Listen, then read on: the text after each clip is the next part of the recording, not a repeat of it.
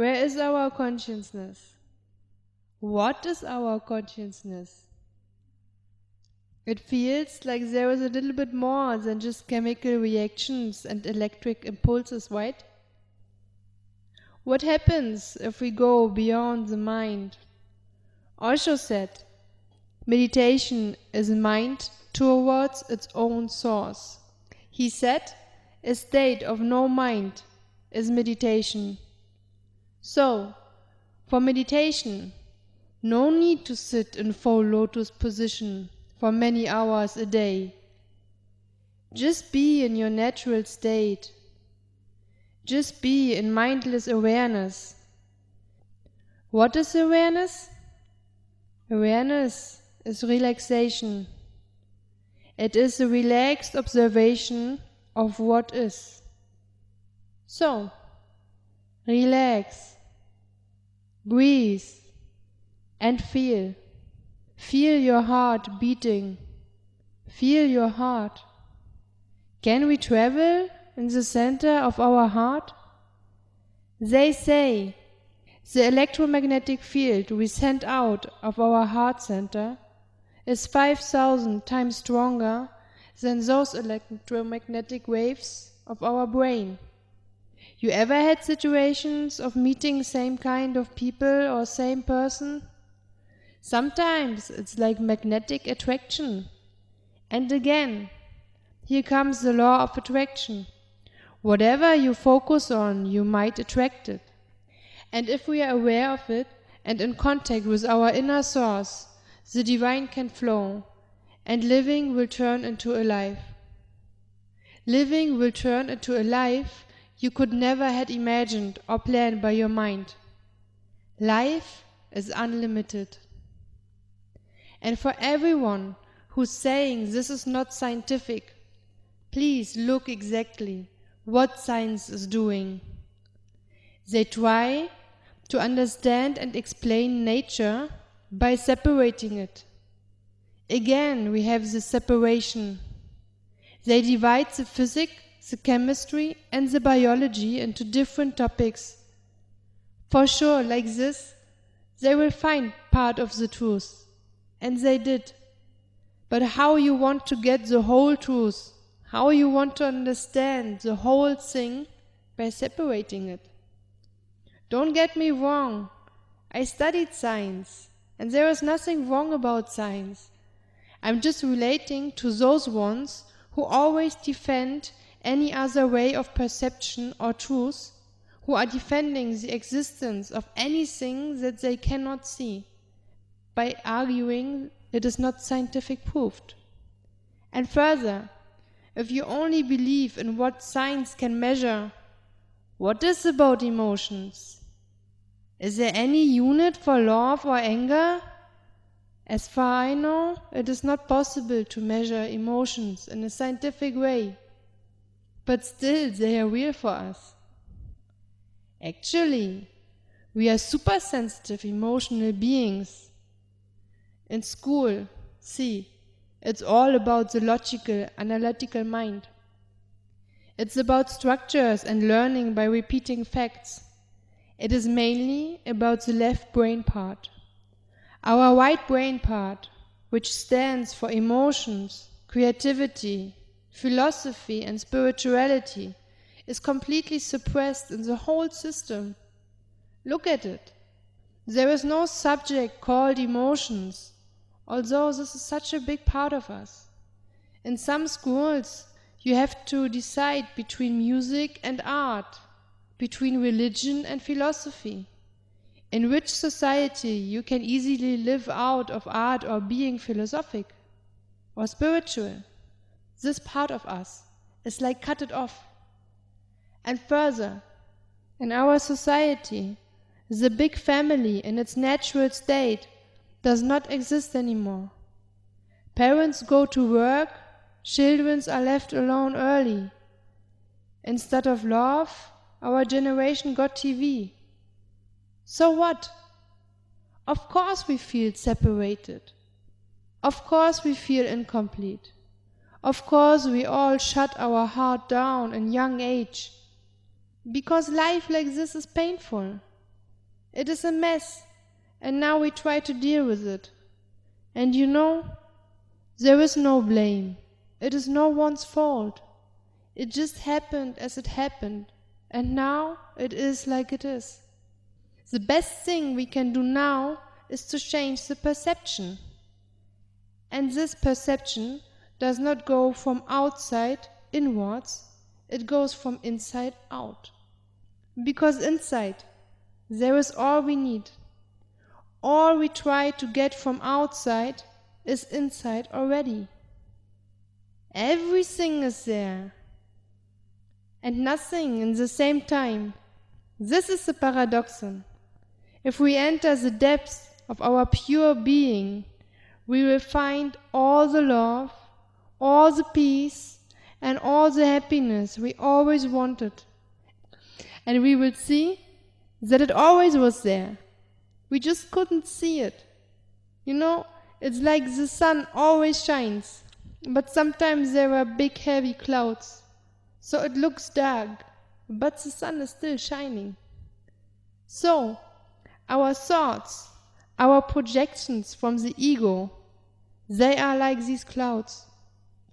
They make us feel alone in the darkness, and in the same time, on the other side of the hill, life is celebrating its cosmic dance. There is no need to suffer anymore. Let's return back to our natural state of being, but in a higher state now, because we've gone through all of this. The dark age of human mankind has ended. The golden age rises up. Evolution never ends. We are still in the process. The whole universe, the divine itself, everything is evolving to higher states. In nature, there is no stagnation. Let's get over this pure materialism. Still, we can enjoy the comforts we have now, but let's get over the attachment to it. Let's get over the desire for it. Let's get over all the separation. Let's get over all the fears and insecurities. Let's face this ego and get over it. I think we have enough. It's done. So how? How to do? There are many ways. One, for example, is breathe. Empty your mind and focus on your breath. Breathe now, slow and deeply. Breathe in new energy and trust in life, and breathe out all your doubts, all your limiting thoughts. Breathe it out. Connect your inner being with your breath. Get in touch with it. In that moment, you concentrate on your breath. You are completely in the present moment. Or also just focus on music, or watch a bird, or a flower, or whatever. It's up to you. There are no rules. Everyone makes his own experiences. Just be in the present moment. Be aware of the now, how Eckhart Tolle used to say. If you are completely aware of the present moment, ego has no chance. In that moment, your mind is drifting away. You miss life. You are here, but you want to be there. And if you are there, again your mind wanders somewhere else. Life is so full, but in that moment you think about your past or your future. You're missing life in the presence. See, if you want the divine energy flow, if you want this inner fulfillment, if you want to see what's behind the mind, you can do it, but you cannot plan it. You cannot control it. Life is spontaneous. Life is floating. Life is eternal and unlimited. Life, in its pure essence, is divine. The divine we cannot understand with our mind. We just need to allow it to happen. The divine is not logical. Osho said, existence is not linear, it is simultaneous. So no need to understand or plan with a ratio. Just surrender, give up control, and let life happen to you. There is nothing to fear, 'cause where is divinity, there is love, pure, unconditional love. Unconditional love without any restrictions. It is endless and pure. See, you can say you love your partner, but if he or she is first cheating and then leaving you, what then? You can either get very pissed and angry on your partner, or better now, ex-partner, and love turns quickly into anger or even hate. So, can this have been true love? If your whole being is filled with eternal love, and if you truly love yourself, you do not depend on love of others, and further, will not take it personal if someone leaves you. You will simply accept and continue your own way. So like this, you would never put any pressure, any restrictions, or any expectations on others. And like this, if your relationship are based on true unconditional love, without any ego, there is no argue, there is no fight, there is no separation. Even if your ways split up for some time, you will be still connected. If your partner leaves you, you will be happy for him, because you love him, still. You go your own way, and you will make new connections. And you will attract people and situations with the same energy. Your whole interactions with others are based on love, support, and cooperation. There is loyalty, tolerance, harmony, and unity everywhere. If there is no ego, there is love. And if there is love, there can't be a problem. Everything just happens naturally. And how it happens naturally in the flow, this can be magical. This can be so divine. We just need to open up for this. So let's create this. Let's be aware of the presence. Let's be aware of our thoughts, our words, our actions. Let's meditate on our words, our thoughts, our actions. Let's observe the mind and the ego. As more we observe our conditions and mechanisms, as more we are able to overcome this. And as more we are aware of what we do, as more flow can come in our life. Swami Shivananda said, put your heart, mind, and soul into even your smallest act. This is the secret of success. So whatever you do, be aware of it. Be aware of yourself. Be aware of your life. You are not a victim of outer circumstances. You are responsible for what you do. So be aware of it. Introspection and meditation are the eyes for insight. As soon we are aware of our emotions and thoughts, as soon we are able to detach from these, means observe them without identification, as more careful we will choose our words and actions. See, only because you feel anger, you don't need to show anger. You also can take a step to the side and watch where the anger comes from. Watch your anger. The source can only be some self-centered construction of your ego. So, if you can see it as this, you are not determined to react angry. You are free of this determination now, and you can choose how you want to deal with it. Like this you have more options. Like this you can be more sensitive.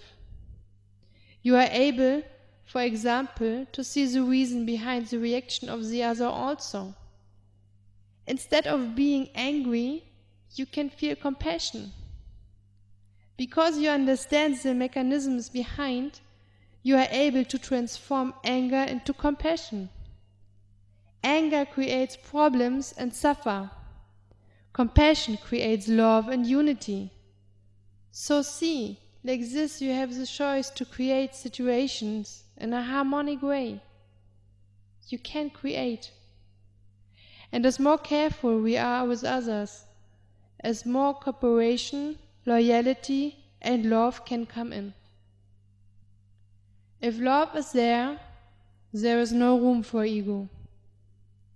Every difference can be simply accepted as difference. No need to compare, no need to judge. Life can be so easy and wonderful.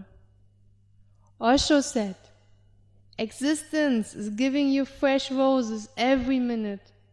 Life is totally. And next moment, another fresh rose. Life is full of abundance. So many treasures, every second. Totality become your very lifestyle. Now, living totally will become your very taste, and totally living does not mean running here and running there. So in this case, let's take a look at the rose. Look how beautiful the rose is. It does not know about its own beautiness. There is no arrogance. It does not compare. It does not judge. It is simply as it is. It gives its fragrance, its beautiful, sweet fragrance, to everyone who's passing by.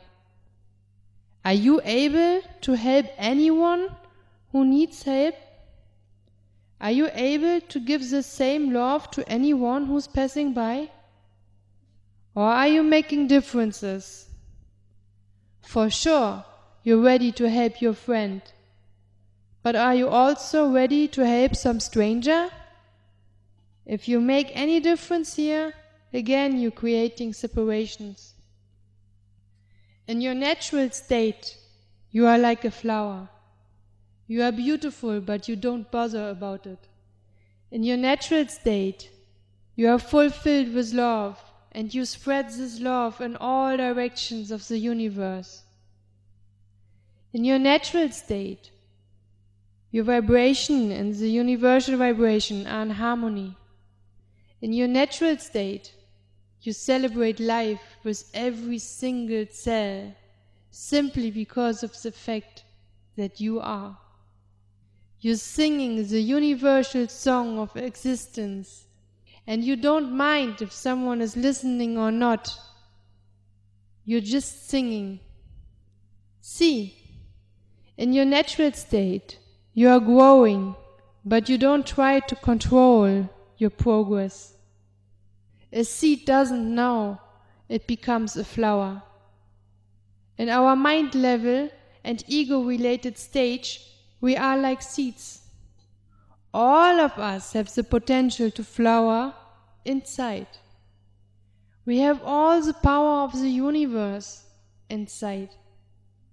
See, we have the power to create, and if many of us are in their natural state, world peace will happen automatically, without any effort. There is something like a critical mass.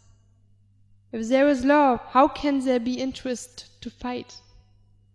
We can create peace and unity, and we can be what we are supposed to be. What are you supposed to be? What is the purpose of your existence? An artist maybe? Or a musician? A peacemaker? A novelist? A gardener? A prayer or maybe a healer? A mother or a father? Or maybe an inventor? See, if you don't know what your heart truly desires, if you don't know about the purpose of your soul in this life, you just need to travel in the center of your heart and find out. No one can tell you. All the truth is within you. Someone said, we are not humans with a spiritual experience. We are spiritual beings with a human experience. This is such a nice statement, because it shows the whole misunderstanding of mankind. It shows the whole misunderstanding mankind is facing now, and the truth at the same time. We are divine. We have it in us. We just forgot. Is there any possibility to accept this as a fact? Ego is a part of the evolutionary process, and now it's time to get over it and to remember. Jesus said, "Blessed are the egoless, for theirs is the kingdom of God." Remember, we live already in paradise. It's just up to our own perception if we can see it or not. And our perception is highly selective, absolutely subjective. Think about it. Aldous Huxley, he said, "There are things known and there are things unknown, and in between are the doors of perception." So if you are in your natural state, you just relax, perceive, and give up control. Everything you need will come to you automatically, as soon you stop resisting and turn into faith. Every one of us will flower, because this is a natural evolutionary process. So just relax and let it happen. Allow it. Resistance is ego. Allowing is love. Resistance is full of doubts. Allowing is full of faith. Resistance comes from the mind. Allowing comes from heart. Resistance is stagnation. Allowing is flow. Do you want stagnation or do you want flow? So this is your choice now. You are free to choose, and whatever you choose, it is okay. But please, be true to yourself. So now, do you want ego or do you want love? Thanks everyone for listening. May all of you be blessed. May all of you are fulfilled with endless love, happiness, inner peace, harmony, and joy. May you all be guided and protected. Namaste.